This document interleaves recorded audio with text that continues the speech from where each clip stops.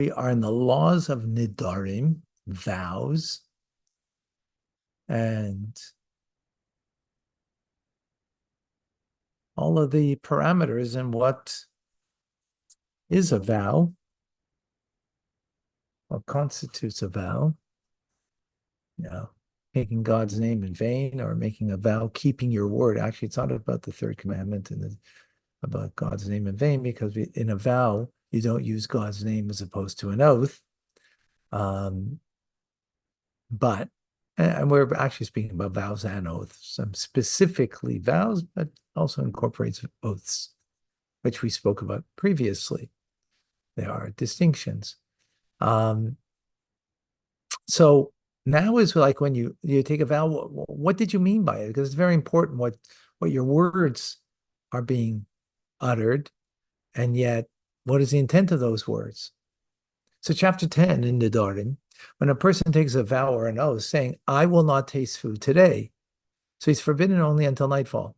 Remember, Jewish day ends by nightfall, begins by nightfall and ends by nightfall. So if you say right now to yourself, or you express it, right, then it'll be only till tonight. If he said, I will not taste food for one day, he is forbidden to eat for a 24-hour period after taking this vow. That's what one day means. Again, we're playing on the words over here. What does those words mean?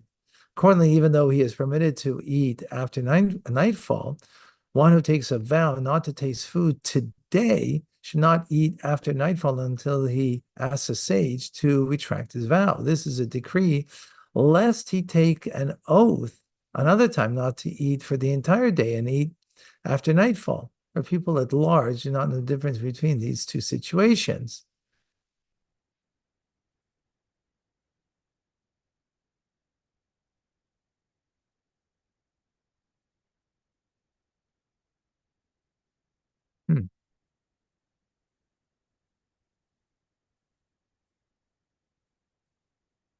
Not the situation, these phrases, right? The person's not going to be careful with the phrase, the difference between them.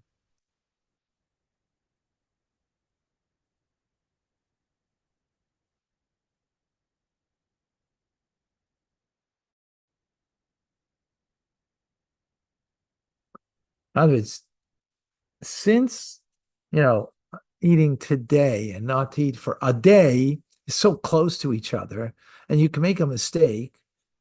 So even though today, so it would mean after nightfall you could eat, better if you want to eat then, is that you should remember you can annul your vow, have it annulled by a sage or by three more simple folk who create a beis din, a court, and absolve you of it. Because they're so similar and you might make a mistake, so therefore it's better to do that instead of waiting the 24 hours. Or you can wait the 24 hours, of course. That would be the best thing. Because you might make that mistake. We're not careful in how we express something. Number two, when one takes a vow saying, I will not taste food a day, there's an unresolved question. What does it mean? Does it mean a 24-hour day, or means ta day, right? A day or to day, right? So hence he is forbidden to eat until the entire day, right? So we're more, because this is a biblical law that you should got to keep your word. It's a biblical law. Do not profane your words, meaning keep your words. And therefore, when it comes to biblical law, we're more stringent. So since it's not clear here what do these words mean, unresolved question, so therefore you got to keep it a 24-hour period. If he eats after night, does not receive lashes because of doubt. Remember, so severe is not keeping your word in this vow, right? Which is interesting, by the way. It's not because you hurt somebody else. We say, as long as you don't hurt anybody else, whatever you do is okay. No, because you didn't hurt anybody else over here by not fulfilling your vow, and yet you could get lashes. That's how severe it is. Now, here, since there's a doubt, whenever there's a doubt, you don't receive lashes, biblical lashes, right? When one takes a vow saying, I will not taste food during this week, he is forbidden to eat during the remainder of the week and on Shabbos, right? Because Shabbos is the seventh day, so that's part of the week, right? It's the end of the week. But he's permitted on Sunday. When he says, I will not taste type of food for 1 week, he's forbidden to eat that type of food for seven full days. If he says, I will not eat a type of food a week, right? Not this week, but a week. Again, it's an unresolved doubt. Same idea that we learned previously. Hence, it's forbidden to eat that type of food for full 7 days. If he eats after Shabbos, he does not receive lashes, as we have explained. If he would eat before Shabbos, then it's for sure he receives lashes. Remember, you only get lashes if you are warned before your actions that you could receive lashes for such an action.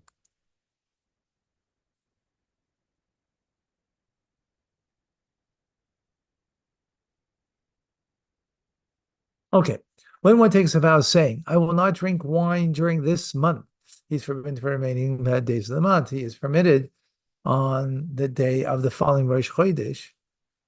He is, however, permitted on the day of the following Rosh Chodesh, even if the month is lacking. And meaning it's a 2-day Rosh Chodesh. 2 day, or is it still only 1 day? 29 days was the 30 days.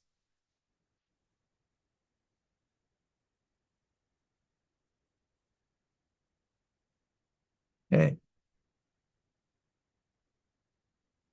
If he took a vow saying, I will not drink wine for the entire month, it's forbidden for 30 full days.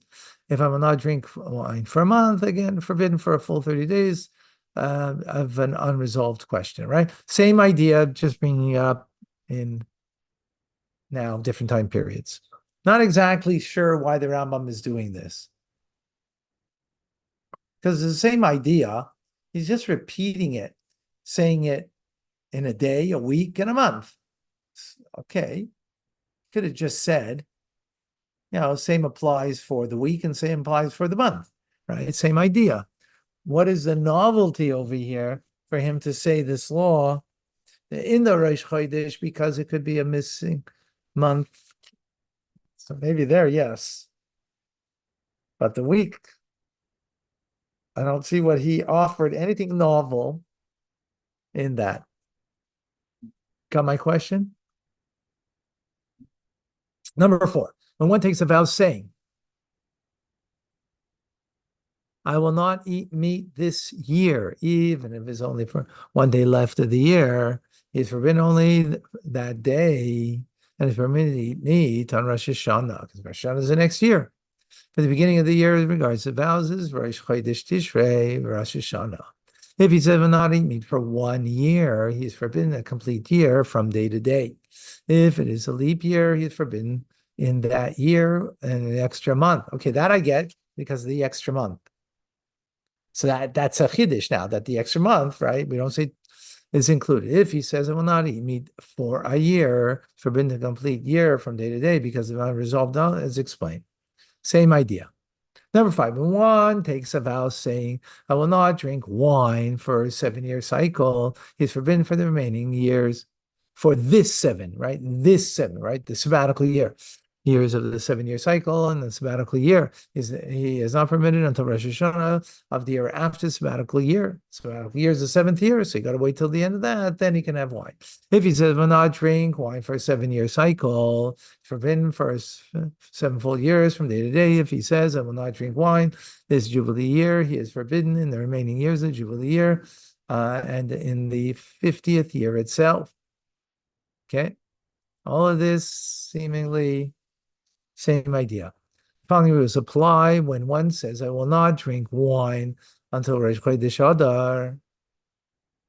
If it was a leap year, but he did not know that it was a leap year when he took the vow, he is forbidden until Rosh Chodesh Adar, the first Rosh Chodesh Adar. If he took a vow until the end of Adar, he is forbidden until the end of Adar too. If because he took it before Rosh Chodesh, so therefore it's only till Rosh Chodesh. But if he took it after, then it'll be until the end of the second Rosh Chodesh.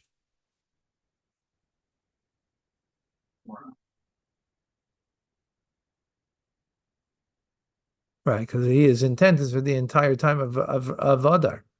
If he did not know that it was a leap year, he is forbidden until Rosh Chodesh Adar too. Okay. When a person forbids himself from benefiting from a substance until Pesach, whether he said until before Pesach or until Pesach, he is only forbidden until the holiday commences. If he says while it is Pesach, he is forbidden until Pesach concludes. If he said until the wheat harvest or until the grape harvest, or while it is the grape harvest or while it is the wheat harvest, he is forbidden only until the time arrives. That's a holiday. It's just a harvest time.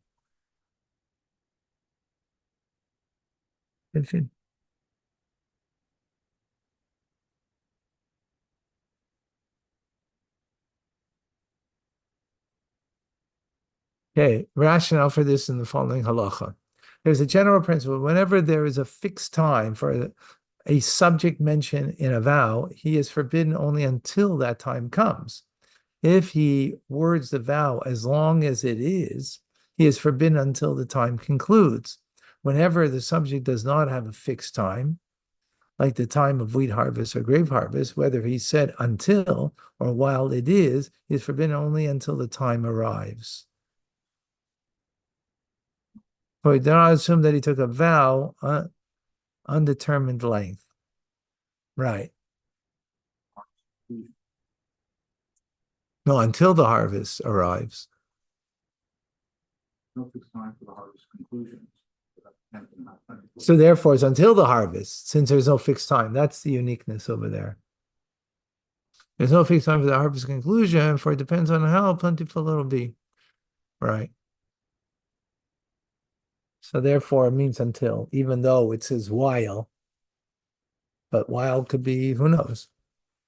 When a substance forbids himself, when a person forbids himself from benefiting from a substance until the kayetz meaning summer, right? Defines referring to the end of Tammuz, until from the end of Tammuz, which is, we're now at the 10th of Tammuz, until the end of Elul, when figs ripen and are ready for harvesting. He is forbidden until the people in his place begin taking baskets of figs. If he vowed until the kotzir, he's forbidden until the people harvest wheat and not barley. Wheat harvest is several weeks after the barley harvest. Since wheat is more important crop, it is given prominence. Right, and so that's going to be in the spring.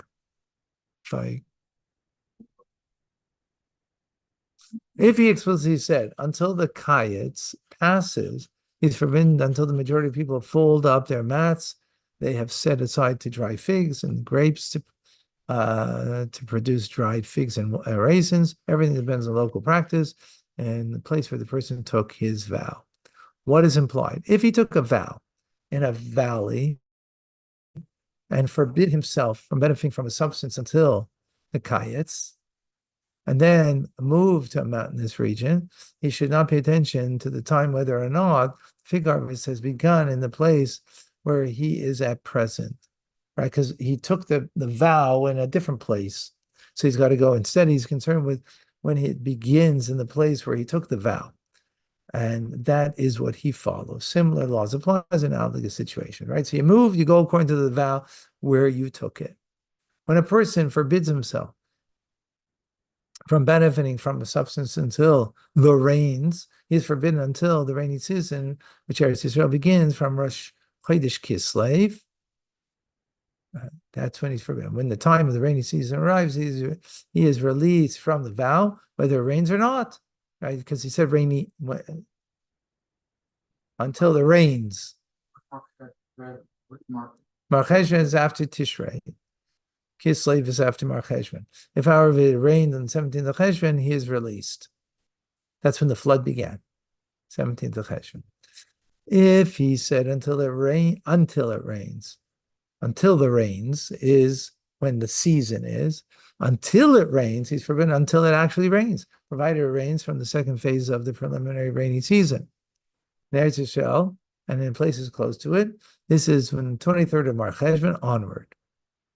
If it explicitly said until the rain cease, he's forbidden until the conclusion of Pesach in Eretz Yisrael and in places like it, right? Because that's when the non-rainy season begins. Again, we're playing with words over here that what those words mean. Number 12, when a person has his wife bound by a vow in Mar Cheshvan, telling her, you may not benefit from me from now until Pesach. And if you go to your father's house from now until Sukkot, right? She is forbidden to benefit from him immediately. This is a decree for perhaps she will go. Right? It's only bending if she goes, but then it becomes retroactive. So therefore, she can't have benefit now because it will be retroactive if she does go, and therefore she will be profaning her word, right? Or the word that was, yeah.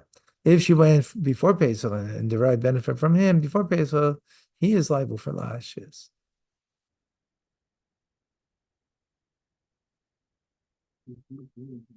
Right. He gets last or she doesn't. He gets He gets it. He allowed her. because he allowed her. Yeah. If Pesach passed, even though the situation has expired, is forbidden for her because he said only until Pesach, right? Has expired, it is forbidden for him to treat the vow casually and allow her to go to her father's home and derive benefit from him. Instead, he should treat her as it is forbidden until Sukkot, as he vowed. This applies even though he made the vow dependent on the time that was already passed. Similar laws apply in an analogous situation. If she went to her father's home after Pesach, she is not forbidden to benefit from him. I don't really get that. Time passed, so why?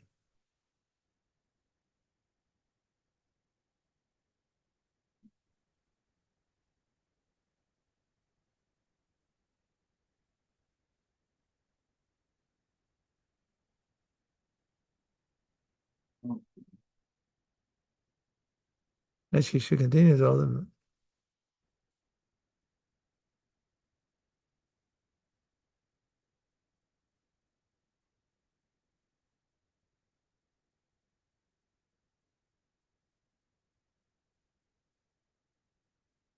there's those disagree with the Rambam on this because afterwards she kept the vow right until Pesach. So after that, not clear. 13. Okay. 13. Last halacha in this chapter. If he told her,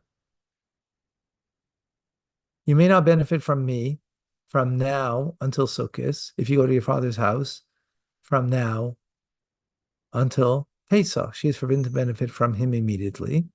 If she went to her father's house before Pesach and he gave her benefit, he is subject to lashes. She remained forbidden until Sukkot. After Pesach, Pesach arrived, she's permitted to go to her father's house. Okay, let's stop over here. Thank you very much, folks. God bless you.